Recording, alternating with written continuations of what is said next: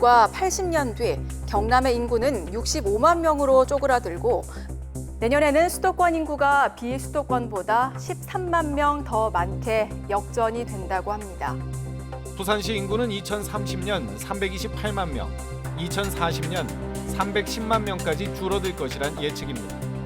직접적인 타격은 세금, 그러니까 세수에 영향을 주는 거고요. 그다음에 젊은 층 인구를 타겟으로 하는 학교나 뭐 이런 그런 산업들이 아무래도 조금 위축이 될 거고요. 전반적인 디프레션 상황이 정리될 수밖에 없는 상황이기 때문에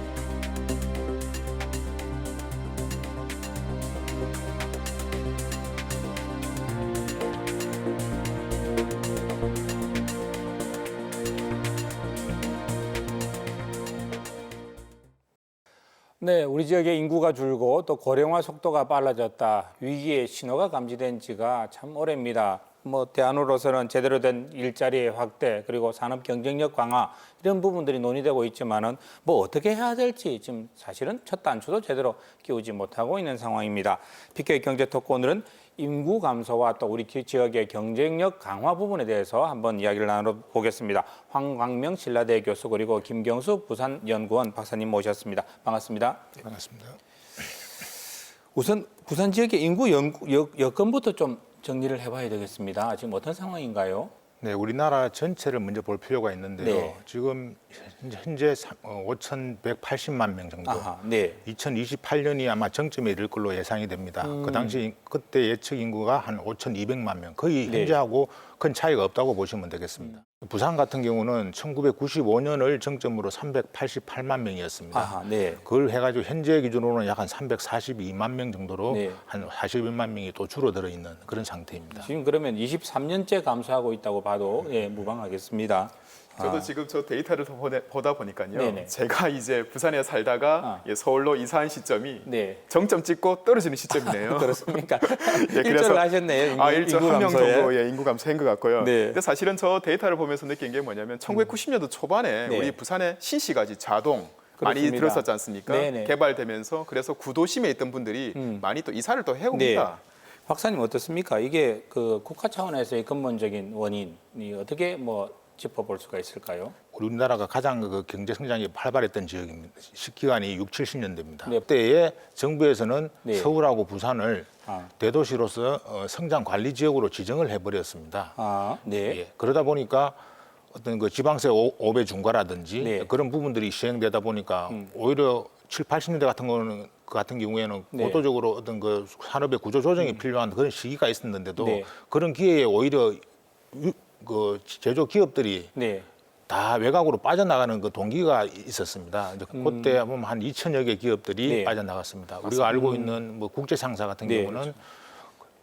한때는 2만 5천 명 정도의 어떤 그런 그 지원이 수를 들어가요? 가지고 있었는데 그런 네. 기업들도 기매로 이주를 하였습니다. 제가 살았던 그 부산 네. 진구에도 네. 사실은 신발 섭리업체들이 정말 많았거든요.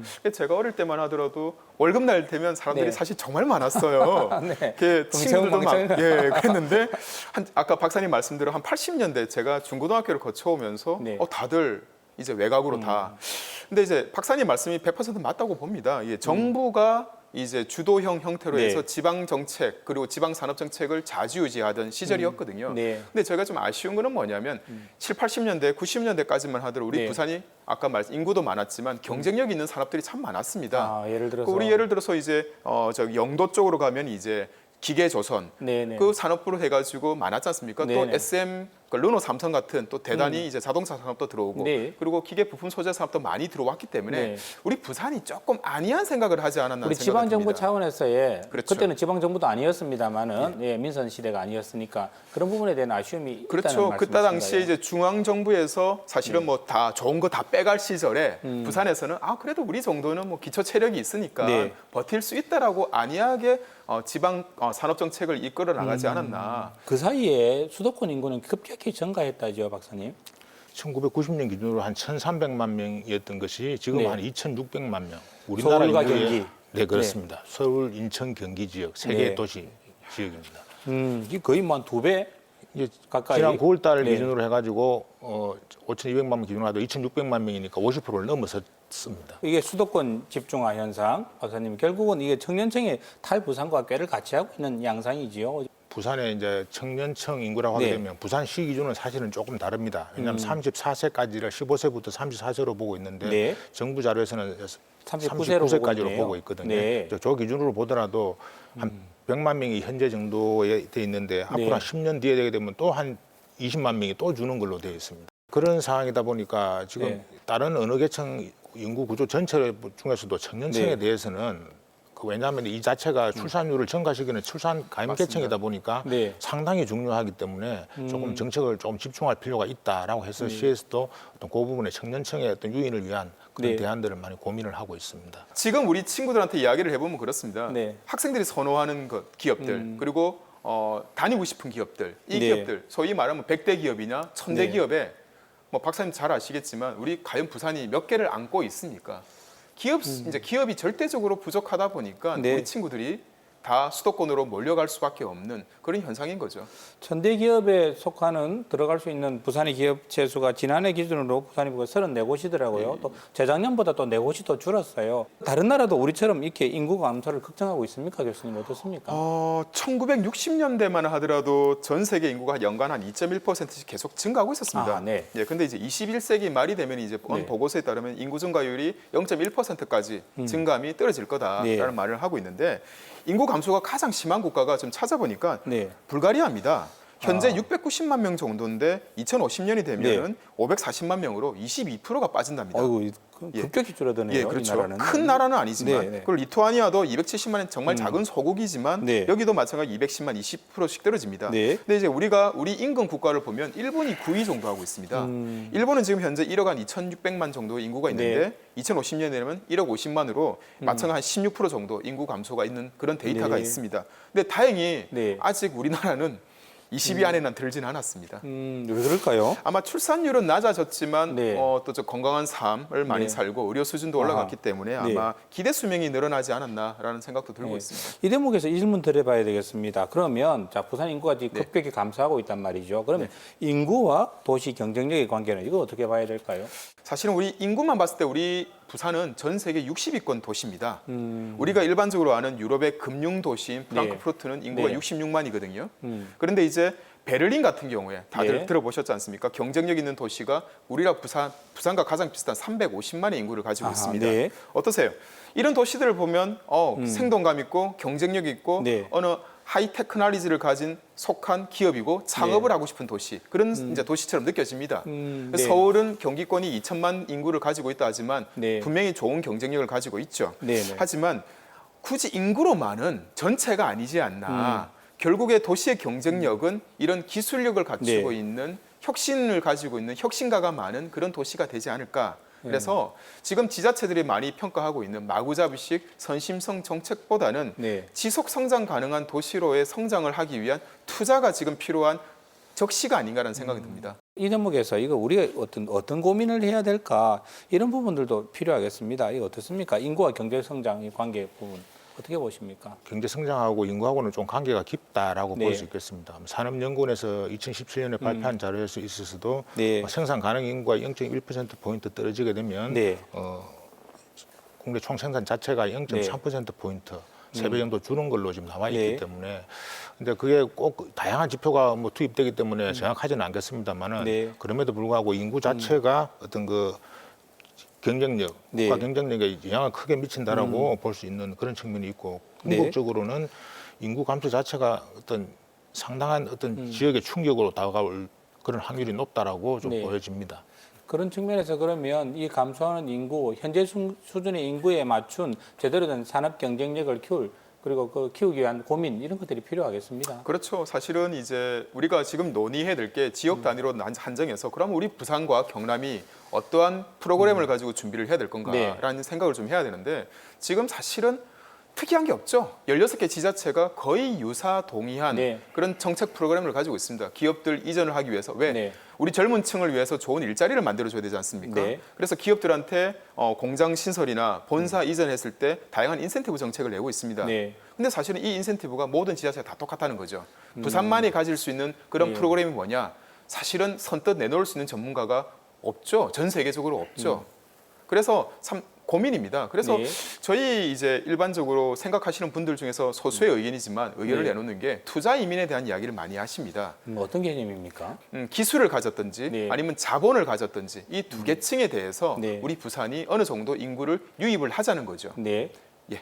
그런 이게 뭐- 프로그램들이 가지면 고급 이민자들이 우리 네. 부산의 수요와 공급, 그분들이 와서 부산에서 생활하면서 차도 사고, 네. 집도 사고, 먹고 쓰고, 새로운 그리고 애도 사업도 낳고, 할 수도 있을 당연하죠. 테고. 네. 사업도 차릴 수 있기 때문에 네. 거기서 어느 정도의 경쟁력이나 부가가치를 만들어내 보자는 거죠. 앞으로 그러면 자 이런 상황에서 좀 정리 말씀을 해주시자면 이거 뭐 넋을 놓고 이렇게 인구가 주는 걸 계속 지켜볼 수는 없을 문제일 것 같고요. 네네. 그러면 앞으로 그려봐야 될 부산의 미래 어떤 그림을 우리가 이런 상황에서 그릴 수 있을 거라고 보십니까? 먼저 우리 저 박사님께서.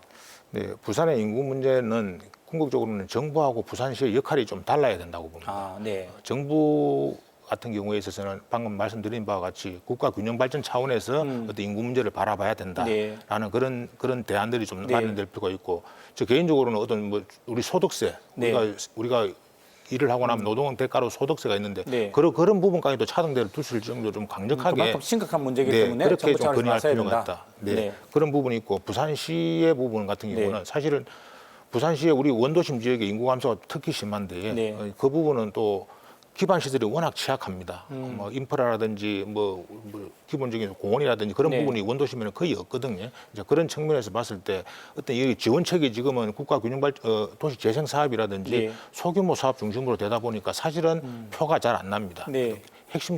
획기적인 그 동기 마련이 필요한데 어떤 그 도시 부산에 대한 대개조 부분 네. 지난번에 대통령께서 오셔가지고 그런 말씀을 공감을 하고 가셨거든요. 그렇습니다. 네. 예, 그런 부분에 있어가지고 네. 어떤 철도 지하라든지 우리 도심에 단절하고 있는 철도 지하라든지 월드 엑스포 2030 엑스포 같은 그런 큰 이벤트를 계기로 해가지고 네. 도시 전체에 대한 어떤 도심에 대한 어떤 그런 부분들을 대개조할 수 있는 그런 역량을 집중할 필요가 있다고 봅니다.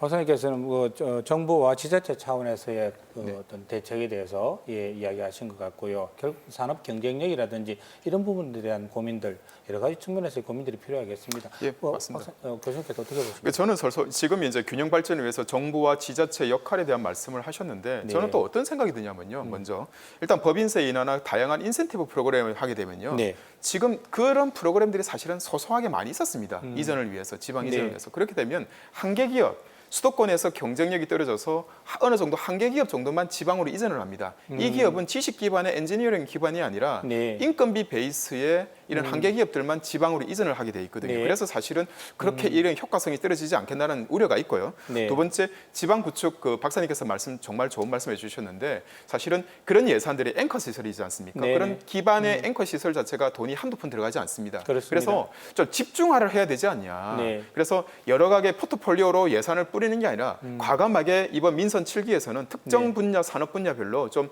거시적으로 집중 투자를 할 수 있는 방법이 좀 줬으면 좋겠고요. 네. 마지막으로 제가 생각하는 주변의 학자들이 생각하시는 건 뭐냐면 핵심은 사실은 수요 측면입니다. 수요자가 여기 많이 살아야 되거든요. 부산에요. 네, 그렇습니다. 많이 살아가지고 이 사람들이 돈을 많이 쓰고 그 사람들이 새로운 아이디어로서 새로운 제품을 가지고 많이 창출이 돼야지만이 네. 기업과 소비자가 연동이 되는 거거든요. 그래서 이런 것들이 이루어져야지만 지방 경제 활력도 있고 우리 지방을 또 살릴 수 있는 거 있습니다.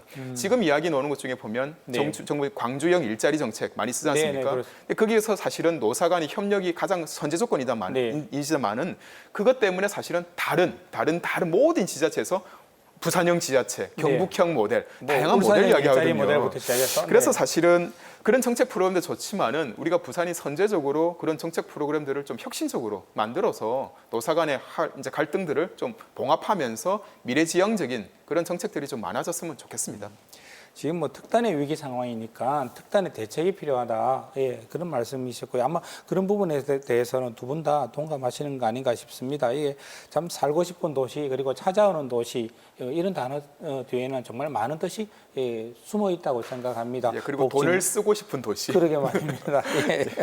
일자리, 복지 문제 모든 문제들이 이 안에 포함되어 있지 않나 싶습니다. 예, 정말 어려운 상황인 만큼 부산의 경쟁력 강화를 위해서 정말 많은 고민, 노력들이 지금 필요한 시점이 아닌가 싶습니다. 두 분 오늘 뜨거운 토론 고맙습니다. 네, 고맙습니다.